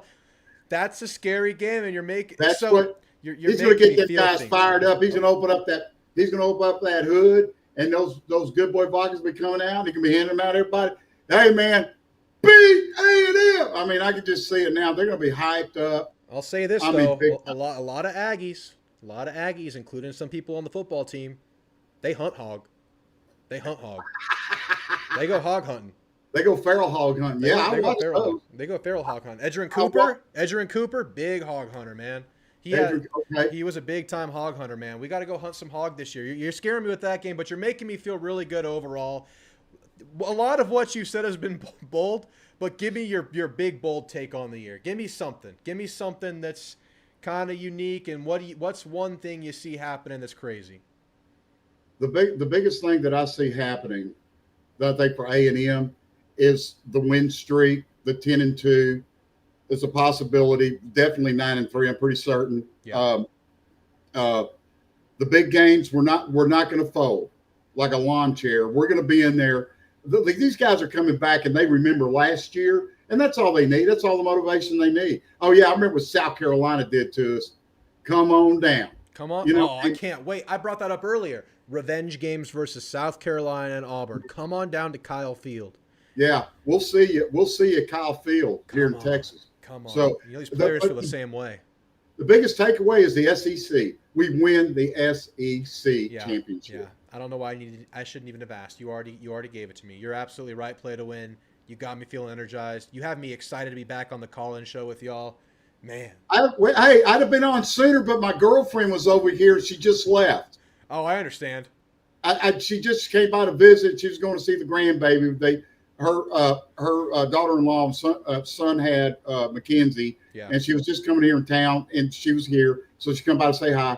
And I said, hey, I'm looking, because I was looking on YouTube looking for the show to start. Yeah. And it hadn't started yet. I didn't see it. And I said, well, maybe he canceled tonight, because it was like 8:00 when she left, and I didn't see it. Man. Well, you go back and watch the beginning later, because I got some spicy stuff going on earlier. I talked about revenge. That was a big point I tried to make. I gave my own 3 hot takes. I say A&M's getting 45 sacks this year. Play to win. 45. That was that's at least 45. Look, dude, we got a defense that's like pro. These guys are coming back from, several years in the pro, several years at A&M, second year Elko program. But man, we're gonna see some stuff that, like, wow, man, I think A&M could be this good. And then we're gonna have those guys at ESPN, man, just scratching their heads and A&M, they beat Texas. How did that happen? Yeah, it's they're not gonna be able to compute. They're gonna short circuit. Yes. How's the golf game coming? Oh, I was going to tell you, I'm going to get fitted for Titleist over at the National Golf Club of Louisiana in Westlake. Nice. Yeah, cheaper taxes in Louisiana. Sure, yeah, sure. So okay. Go buy them over there. And so I'm working with that, and planning on playing some more competitive golf this year. Man. This season coming up, fall golf. Heck yeah, man. I just got into the game this year, man. I'm loving it. Are you playing? Just started. Hey, go get some lessons. Let's see. Where are you located? I'm in San Antonio. Oh, hey. Okay, how far is Bastrop? It's on the way to College Station, maybe an hour and a half. You're about an hour and a half away? Yeah. Go to the Harvey Pennant Golf Academy for a 3-day school. Go spend some quality time learning how to play golf. And I'm going to tell you something. I went to that school back in 2005 when it was in Austin at the Golfsmith. And I had there was 12 in the class, and I came in first in all my drills. And it was Mark and Myron Clement. They're twins. And they taught golf. And Mark saw what I was doing on that artificial green outside the French doors. and we were chipping and putting. I hit like 3 putts from 12 feet away, dropped all 3. He tapped me on the shoulder and said, John, I don't care what you're doing on the driving range, but if you can do this right here, I'll have you shooting in the 70s. It's all about that short game, man. That's where you lose strokes. That's it. That's That's right where, there. Yeah, that's right. That's exactly what you do. You lose strokes in the short game. Mm-hmm. Go do that. Do yourself a favor and go to Harvey Pennant Golf Academy. It costs you about $1,000. But it sets you up for your life, right? It sets you up for success. So that's just the starting point right there. That's yeah. And always remember calibrated. Harvey Pennock's motto was take dead aim. Take dead aim. Take dead aim. And he wrote the little red book. You'll get that too. You'll have classroom time. You'll learn a lot. And when you get out there on the golf course, you'll learn more than you thought. I mean, it's little simple stuff. It's like fundamentals of chipping, putting, setting up your putts, setting up your chips, long drives. I mean, they have me driving the ball 280. Yeah, they'll set you up right. Well, I'll tell you this. Play to win. We're about to take dead aim on a hell of a college football season for Texas A&M. Let's take dead aim on Arkansas, on Notre Dame, on LSU, South Carolina, Auburn, and of course Texas. Play to win. We'll talk soon. Hey, it's been great. Thanks, Drew. Let's have a heck of a season, man. Have a good night. We're going to talk soon. All righty, man. Woo! I'm hyped now. Why this man needs to come talk at my birthday, at a wedding. Talk to the team. Play to win got me believing in something, got me feeling something today. And he got me some, motivational golf quotes. I mean, what a call. What a call. Anybody else? We have an empty waiting room. If we're done, we're done. But I think we got what we needed from today. Dude, hell of a call, play to win. We needed that. We needed that burst of energy. We needed that burst of excitement, just genuine excitement. Oh, my goodness. We have an encore. Jeb, how you feeling? I'm feeling pretty good, man. First things first. Yeah. Are you going to the Baylor game? Maybe. We haven't bought the tickets yet. Dude, you got to get them before they keep going up, man. They're still, if I wait till last minute, you think they'll dip sharply? See, that was my original plan because I've been monitoring them all summer long, and Baylor tickets are typically pretty cheap, obviously, but obviously this is a big game, so the prices are a little bit steeper. Yeah. And my buddies were like, well, we don't really want to pay more than like $200. I was like, yeah, I understand that for a Baylor game. That's kind of a lot. But like, I just kept monitoring them for weeks and weeks. And they just kept going up. And I'm like, guys, if we want to go to this game, we might need to buy them now. Like, I know y'all, and I convinced them. I manipulated them to buy them. So. Nice, dude. That's a skill you have. I really want to go. I really want to go to this game. That's honestly going to be maybe the biggest Baylor game in that stadium's history. Week 1 against an SEC opponent. Yeah, I don't think they've ever had that I know of in a long time. They haven't had an SEC opponent come to McLean in a while. Set the table I love for the Baylor season. games. I would love to go to that just because that's like going to get you set up for football for the season. I'm going to be going to the A&M game the next day. It'd be a hell of a wow, really? Damn. Okay, yeah. Because I mean, it's on a Friday night too. It's like I don't really want to go to a Baylor game when A&M's playing. Oh, no, I wouldn't. I would never do that. I did that in 2019 when they played Georgia, so I had to watch it on my phone while they were playing Texas. I watched that game at a wedding. I'm glad I didn't watch it because it really was a close game, right? But I mean, we ended up losing. Frustrating ending, close ending. Had the game possible, but it didn't happen. But yeah, man, I want to go to the game. I'll let you know if I go. I'll see you there if I go. But I am going to that A&M game the next day, and I spent a hell of a lot of money. Yeah, it was just kind of random when I was talking to you about that because I was like, "What made you want to go to that game?" I guess just the matchup. Yeah.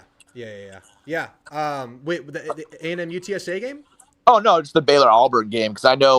The atmosphere, just week 1, drivable, like not that far from where I live. It's just easy. It's easy. Oh yeah, I mean, I personally, I'm an A&M fan at heart my whole life, but I do have nostalgia with Baylor. Well, you live right down the road, right? Yeah, I live like 30 minutes from Waco, 35 maybe. Yeah. So I have nostalgia there. I almost went to grad school there, so I know a lot about the history. I gotcha. Yeah, I've been to Baylor a couple times. I've been to like a couple of basketball games there. It's a pretty cool place. Nice. Oh yeah, absolutely. Yeah. Waco's fun, man. If you go, let me know. I'll point out some bars you can go to if you head over there and stuff. Hell yeah. Well, I will let you know on that. But all right, Jeb. Bold takes, bold predictions. What do you got for me today? I mean, there's kind of not many to choose from. The only bold take I can take that I've said earlier is the defensive line. I think the defensive line is going to be quicker and faster. I think I'm more excited about the edge than I am the D tackles. I think I like our D tackles, but the problem is majority of your depth is all redshirt freshman. Yeah. And you're one bad injury away. Like if Hicks or Iona gets hurt, you're one bad injury away from being kind of like, okay, we're really thin. Yeah, I feel good about it until someone goes down. I feel absolutely fine about the rotation unless someone drops. Like we really have to hope that like Dalen Evans really pans out. I mean, I still think he's a year away from the injury. Yeah, he was injured. Yeah. But it's like you're really panning for him to because he's probably going to be your backup nose, I'm assuming. So I honestly think that a Landon Rink or a DJ Sanders is gonna take that spot. I really like Landon Rink. I'm super high on him. I was really glad when we got him. I mean, you could tell he's gonna be a lot quicker. I just wish that I know Jimbo's philosophy was the best player plays, right? Yep. My philosophy is I'm trying to play as least amount of freshmen as possible. That's just kind of my thing to develop them. Yeah, well, here's what Elko did last year. He really didn't play that many D linemen. I don't know if that was because we didn't have that many to play, but it was like 2, maybe 3 deep at most spots. For the most part, 2. We only rotated the same. We rotated the same 8 guys. That's all we did. He we didn't plays his main guys a lot, but I think on the defensive end spot, you're going to rotate a lot this year because you have a lot of bodies. You have a lot of dudes, so that's exciting. I think the pass rush will be better. Obviously, I think we're faster off the edge. I mean, let's be real. Our defensive line last year was painfully average, in my opinion. They underperformed, man. The whole defense really did, but the defensive line was the poster child of that. I know you guys probably disagree with this, but I'm still shocked that Shamar Stewart left for the NFL. I know he has the tangibles and he has the size, but he just didn't. To me, he just didn't have the production. It's crazy. It's crazy. I guess that teams were just excited to get that. I don't know if that means he was just that good or if the NFL draft last year was just or this year was just that bad. Well, even in a bad draft, he was still a first rounder. So in a good draft, he's a second rounder, a third rounder. I mean, he got drafted over Nick Gordon. I think Nick Gordon fell at the second, but Nick Gordon had more production. Nick Gordon was pretty good the first half of the season. I think when he got hurt and went in the state game where he was sick, I think that's where he kind of fell apart. But you essentially had 2 strong side edges playing on the end. I think we were just they were a little heavy, and they both cut weight by the time they got drafted. So. Yeah, Shamar Stewart I thought was way too heavy. I think if Shamar was at 270, I think he could have been a better pass rusher, but he got way too big. And his whole thing is he was always a step behind. He always was right there to make the play, and he was a step behind. So maybe at the new playing weight, he can be what he's supposed to be. Speaking of him, have they put out any new information about him yet? No, but I think the GM or the owner had a statement about the contract that he has, and the whole deal with the contract is that there's literature written within it that gets Cincinnati out of the contract. That's a guaranteed rookie deal if certain things happen, which is very unusual. No one does this apparently. Right. It's why are you making it more complicated? Do you think they're gonna fix the contract before the season starts? I don't know, dude. I don't know who's in the bunch. Because what is he gonna do? He's just gonna sit out the whole year and then not just train for a year, I guess. If he sits out, he re-enters the draft next year, and he can get drafted by anybody. Apparently, I think this is gonna start like a door. I think either NFL owners are gonna either just there's either going to be a trend going on with the players that are going to do that, or the owners are going to be we can't have this happen, so we got to get those contracts done immediately. Well, there's a reason these rookie deals are guaranteed. I mean, they're coming out of the draft. They forewent college. It's you get your rookie deal. You get your guaranteed deal, but they're trying to keep that loophole in there, keep that way out of it, which is just very unusual. So, and I think his quote that the owner had was well, we don't want him to go to jail and then have to hold on to that contract. It's okay, yeah. But this is still a very shady thing to add to a contract, and we can play that fun game, yeah, for sure. We can play that fun game, man. If you were to return, though, that'd be even nicer for our DN group. Yeah, dude, it would take some lawsuits. We're late in the game, but it would it's too. I just don't see it happening. I know Elko said 0%, even though I don't really believe all coaches, but it wouldn't make sense. It wouldn't make sense for him to come back on all the lawsuits. It's just I think the Bengals. I'm sure they're probably gonna. They're gonna fix it. They're gonna have to fold, man. Just fucking because you're gonna have no first round pick. It's ridiculous. That's insane to waste a first rounder. Yeah, due to that loop. Yeah, I mean, the closer we're getting to see, I know I've changed the subject here, but give me your feel. I want to hear your feel for getting into the season. I I think I was more excited for last year in terms of our team with like a new coach and new players. I think this year I'm very excited for the roster, but it's like, to be cautiously optimistic, I just don't think we have a championship roster. I mean, that's pretty normal to say, right? Yeah, I mean, only one team really does. One or two teams really do every Yeah, year. exactly. Like, I think we have nice pieces. I think we're a few pieces away on this roster to be really good. Like, I think that if they were to bring in like another like quality D tackle, another corner to compete, and then kept Noah Thomas or Micah Hudson, I think this roster would be really, really good. But So I think without those, yeah, so you think that D line is the holdup? It seems to be your big. I think D tackle is probably because I you like Regis, you like what he can do. We'll see how he does. I mean, this is his 5th year. We'll see if he improves his game a little bit.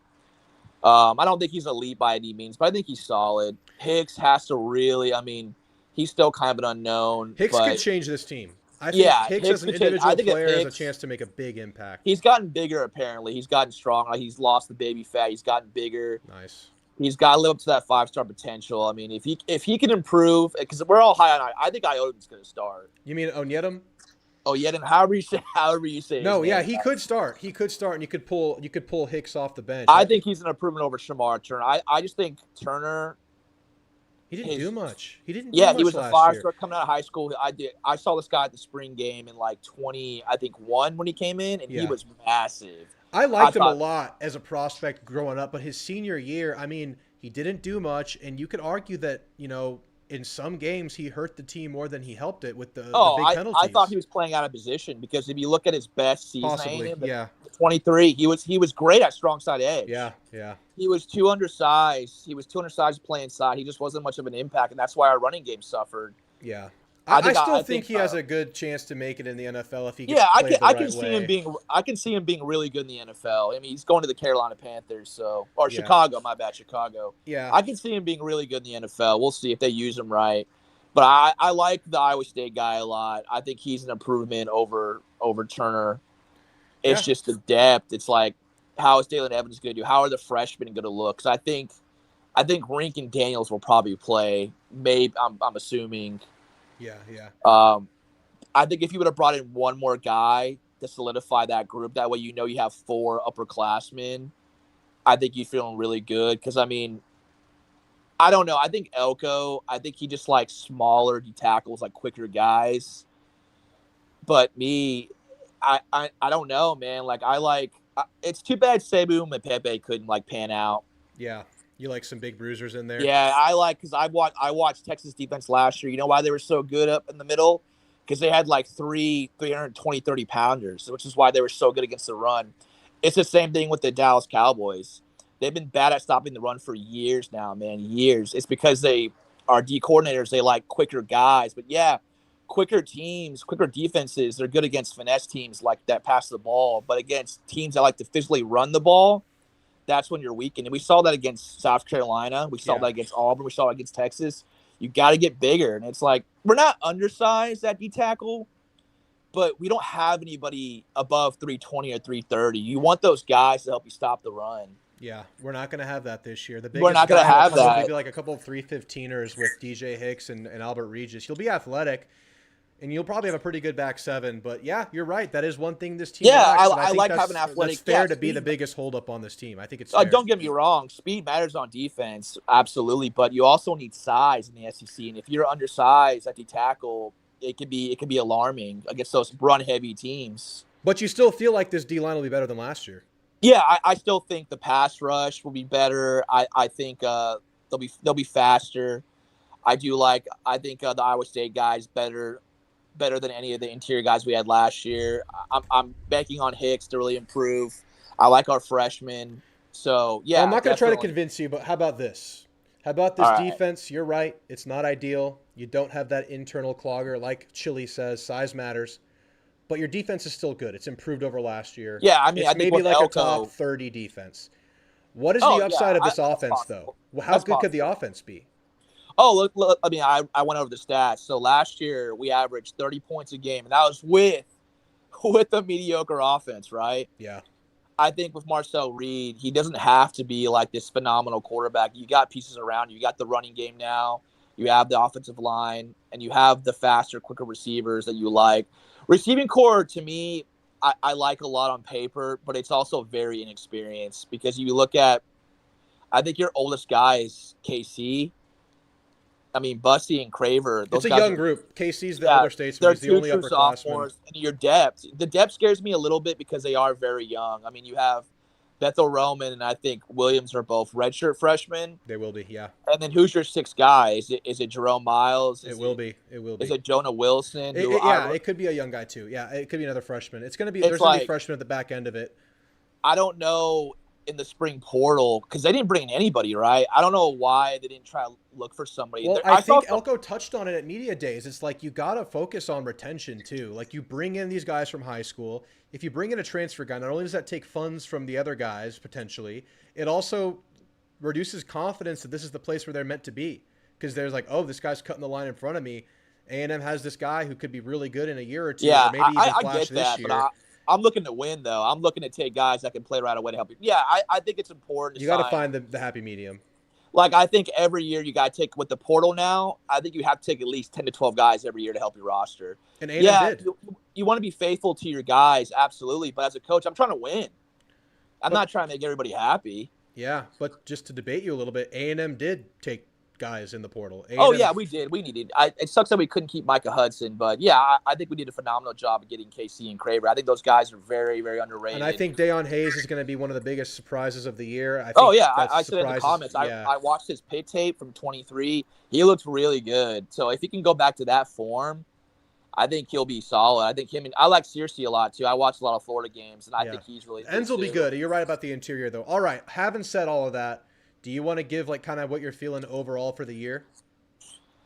Man, dude, that's a tough one, man. If you're not ready, we can wait. I think our ceiling is 9-3. You think it's our ceiling? Okay. I think with the roster, I think with certain areas on the roster, I think with the scheduling, our away schedule is pretty brutal. I think if you can win, we have 3 tough road games, right? I would say Notre Dame, Texas, LSU. Yep. I think if you can win 2 out of the 3 games, you're looking really good. I think it's important that you have to really win those home games against Auburn, Florida, and South Carolina. You really have to win those. Yes. But to win 2 out of 3 of the away games, I will take that because I think beating Notre Dame, LSU, and Texas, that's going to be really tough. If you do 2 out of 3 there, Jeb, you're winning 9 games. I'm pretty damn sure. Absolutely. I think if you beat Notre Dame, I think you're winning 9 games. Yeah, that's a huge tone setter for sure.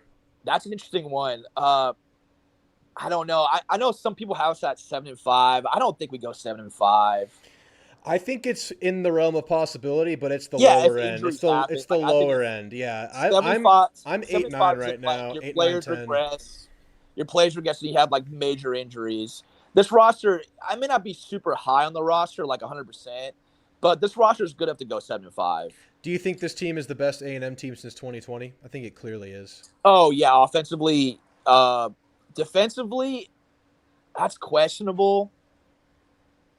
Because our defensive line in 2020 was pretty damn good because you had Clemens, Johnson, Leal, McKinley Jackson, Peavy. I mean, that was a great D-line group. Linebackers, you had Buddy Johnson, phenomenal. You had Leon O'Neal, you had Richardson, you had corner, you had who was that freshman from San Antonio who's in the NFL now? Jalen Jones. Jalen Jones was really good his freshman year. And then Miles Jones played really well, too. And was there a young Chappelle there that year? No, that was the next year. That was the next year. Offensively, you had it's crazy. Yeah, our offense is a lot better than the 2020 offense, even with Spiller, Wademeyer, and Smith, because your weapons are I think your weapons are better. Remember our outside receivers that year? You didn't really have any. Yeah, you didn't have major weapons. Wayne and Hezekiah Jones, who were both no one's ever heard of them after that. You had Caleb Chapman, but he tore his ACL. But yeah, your offense is if I think the season. If you want to go 10-2, 11-1, I think if both your defensive line and O-line dominate, I think you'll be a 10-2 team. Yeah. I think like a top 30 defense and like a top 15 offense could take you where you want to go this year. Oh, yeah, absolutely. I mean, I'll be happy with 9-3 because that's a step forward. Oh, yeah, for sure. Win that bowl game. I was telling you about you earlier. Like, I think the 2026 team I'm really excited for with this upcoming recruiting class. you add this recruiting class and some portal additions, I think you're going to be really It's good. just losing the whole O-line that scares me. Yeah, that's going to be a little scary. You're Everything gonna have else to go, should be good, but losing an O-line top to bottom pretty much. Maybe you get Basantis back, maybe you get a Naboo back, but you lose a lot there. But we'll see, man. All right, Jeb, I'm going to call it there, man. We'll have a lot more to talk about over the coming weeks. The show is back, so I hope to hear from you a couple times. Yeah, man, before let the me know season. if you get tickets for the Baylor game. I will, man. Have a good one. Later. Later. All right, guys, that concludes the calls. Real quick to close the show out, let's briefly go through some of these crazy bold takes I had on X. John Patterson says, I will go undefeated at Northgate and tailgating all season. I said, this is bold. I've lost to Northgate many times. You know what? Touche. You have a point. 11-1 and a natty. You're going nuclear on me, man. 11-1, guys. In what world could that happen? That's like, I feel good about this team, but the schedule is tough, man. You're having an absolute historic year. Quarterback 1, Marcel Reed will start and finish every single regular game, every regular season game. It's pretty bold based on recent history, but good O-line. Marcel Reed puts on a little bit of weight, maybe plays at 190, 195 this year. Could be looking at a healthy year with that O-line. The last time you had a really good O-line, you kept your Kellen Mond healthy, but he was super tough.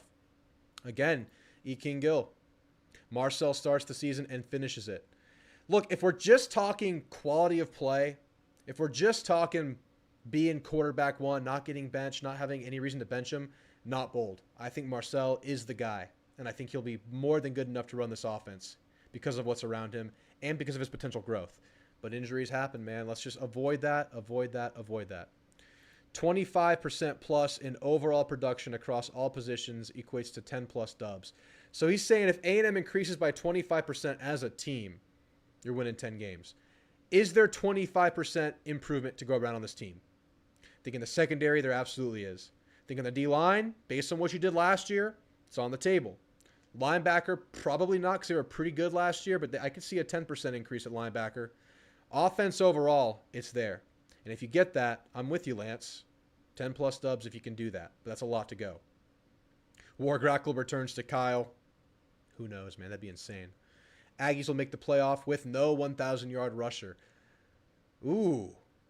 Like I said, I could see a world where you have like a 900-yard rusher, a 700-yard rusher, a 600, and maybe another 600 with Marcel. So, yeah, if A&M makes the playoff, I don't think this part's too bold, but making the playoff is going to be tough, but not impossible for this team in my opinion. Jerome Miles will lead the team in receiving yards. Ooh, that's bold. He's just getting on campus now. He's just getting on campus. He would have to either completely show out or guys are getting hurt, so I don't really like this one too much. I would say it's extremely bold. We'll average 40-plus points per game, so you're adding 10 to your average points per game over last year. Whew. That's a lot. Reed finishes top 3 for the Heisman Trophy. That's fun, Rolly. That's fun. All right, 10-2. 12-0, win the SEC, then the Natty. Elko leaves to take the Penn job, and we replace him with Dan Campbell. Guys, we're going to call it a show there. Great time hanging out with you guys tonight. We'll keep bringing this live show back every week leading into the season and beyond. It's back. It's here to stay. Look out for my next video. We'll be previewing LSU. We'll be dropping a newcomers to look out for. I'm going to rank the newcomers on the team on how productive I think they'll be this year. It'll be a lot of fun. It'll be a lot of fun, guys. I'm so excited. Football is back, y'all. We're talking ball. It's time. D-Rag, good to see you. 600 or 700-yard rusher, several of them. Yeah, I think that could be possible. Night Jeb. Ebone Capono is good to see you. Noble guy. Zaddy Zach says, I would rather have a 2021 sack count than 2022. In 21, our top guys each had 6+ sacks, but in 22, we had a dozen dudes with 2 sacks. Yeah, I think it's possible, dude. We have a lot of elite pass rushers. I think we could have a lot of guys get multiple sacks. Regis needs to clutch up. Look, man, I put him on my breakout player list. Not at the top of the list, but I think there's another gear to Regis. I think him transforming his body, him stepping into the new role, being in the forefront of this defense now, I think we can see some improved play from Regis this year. I'm not holding out. I'm not without hope for that. All right, guys. I will catch you guys.